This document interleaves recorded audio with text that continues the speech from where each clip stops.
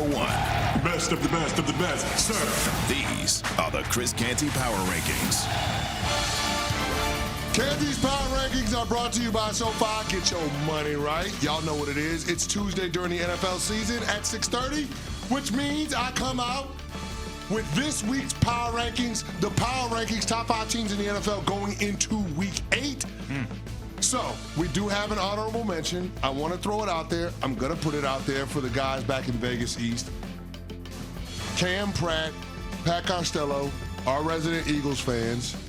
I'm going to put it out there. The Philadelphia Eagles are honorable mention this week for my power ranking. Which means they're not in the power rankings. Yeah, Jalen Hurts, 300-yard passing day, A.J. Brown, Devontae Smith going off. I'm going to put some respect on the Eagles' name, but I don't feel like I can trust them enough to put them in my top 5 right now. The 5-2 defending world champions coming off a win? Yeah, I don't know. Honestly, I respect the list. The 2 previous losses. That Giants loss was awful. The 2 previous losses, I don't know. Okay. It kind of jaded me a little bit. I'll get there. We'll get there. Okay. You'll have plenty of time for your objections and your omissions. So, Pat Costello, if you will. Number 5. The Los Angeles Rams. 5 touchdowns and no picks for Stafford on Sunday against the Jags. No turnovers without Puka Nacua. He leads the league in touchdown passes with 17 to only 2 picks.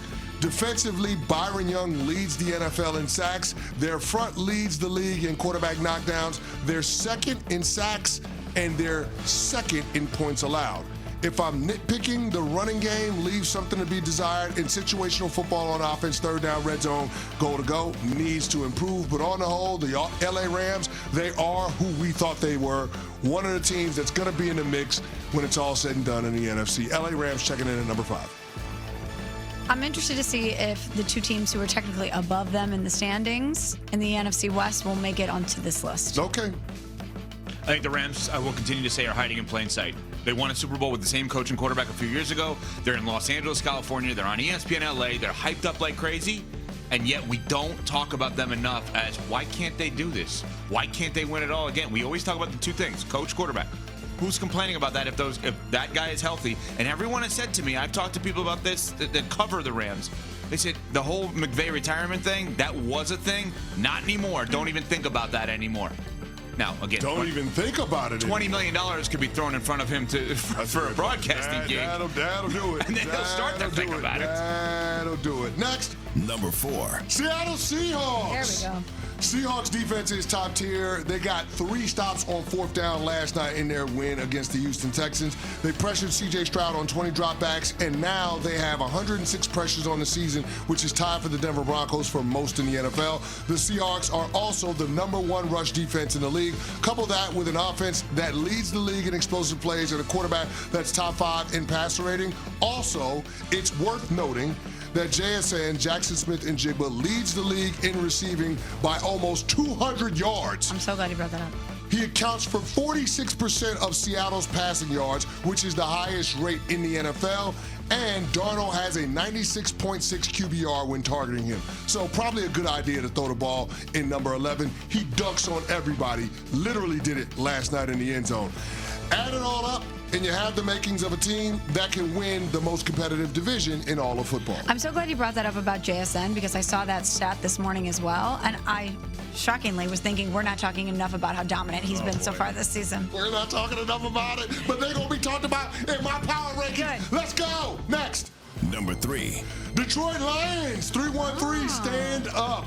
12 straight wins following a loss. Stayed more in character this week against the Bucs as opposed to what we saw in Arrowhead. They ran the offense through Jahmyr Gibbs, got the ball to St. Brown early. Defensively, they played way more man coverage, which is what they typically do, stayed out of those zones. That secondary challenged the Tampa receivers in the pass rush, led by Hutch, teed off. That was a culture win for Detroit. It's how they want to play. It's how they want to win. The quarterback has to clean up some of the mistakes, too many turnovers and empty possessions in plus territory, 3 to be exact. But on the whole, a lot to like about how the Detroit Lions dismantled the Tampa Bay Buccaneers. Detroit Lions checking in at number 3 on my power ranking. I am fascinated to know 1 and 2 because the Detroit Lions are not currently technically a first-place team. The team that is in first place, Michelle's Green Bay Packers, beat the Lions, yet I don't know anyone that thinks the Lions aren't better than the Packers right now. This is weird. So let's see what happens with 2-1 here. Well, these are power rankings, not standings. Next, Number 2. the Kansas City Chiefs. Smalls, There they are. they're back. They're a third place team by the standings thing. They're back. They may have never left. They dominated the Las Vegas Raiders 31-0 in a game where the defense allowed 3 first downs and held Vegas to 30 total plays. Offensively, Rashee Rice's return somehow feels understated based on how transformative his presence was on the field. Double-digit targets, multiple touchdowns, but more importantly, it was the overall flow of the passing game being better.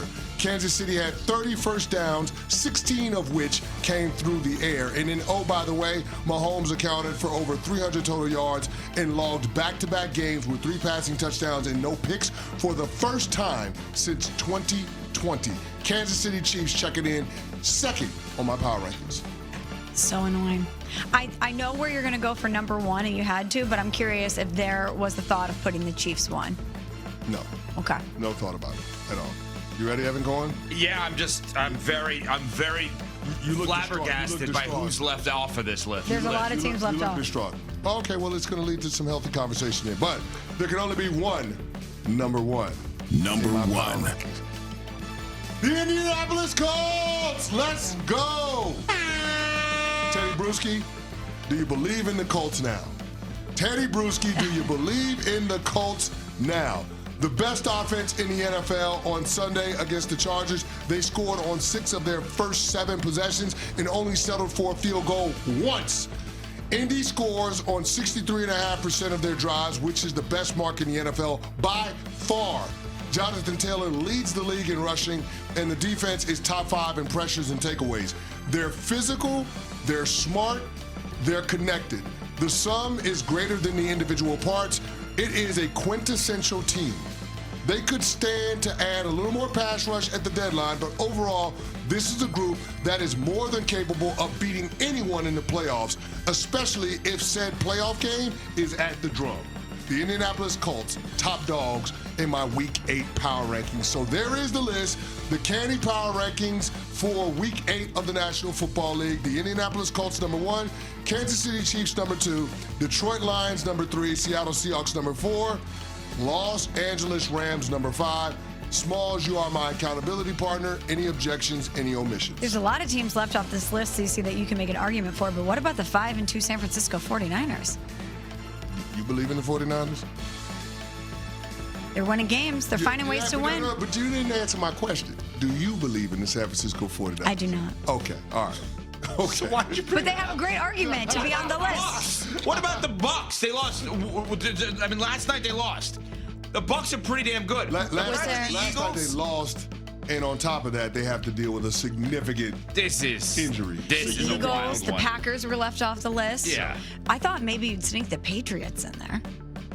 They got consideration. I was going to say, I understand why you would go with the Rams, but I'm cautiously optimistic about Drake May and Mike Vrabel, what they building up there in Foxborough, but they didn't make the cut this week. sitting there atop the division, I the game know, over but the the 5 Bills. touchdown passes from Matt Stafford were undeniable. Okay. Like, without Puka Nacua being able to go to work with Devontae Adams